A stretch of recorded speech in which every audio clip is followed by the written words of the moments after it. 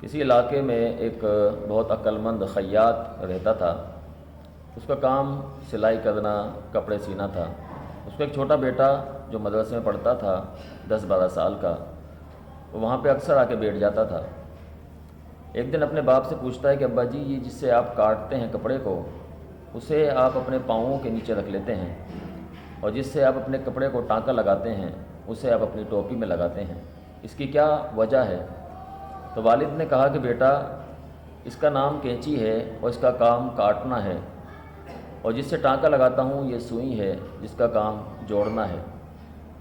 تو جس سے کاٹا جاتا ہے اسے پاؤں کے نیچے رکھا جاتا ہے، اور جس سے ٹانکا لگایا جاتا ہے اسے سر پہ ٹوپی میں لگایا جاتا ہے۔ یہ ایک بڑی فکر دے کے چلے گیا کہ جو کاٹنے والے ہیں ان کو جوتے کی نوک پر رکھیں، اور جو جوڑنے والے ہیں ان کو سر پر بٹھا کر رکھیں۔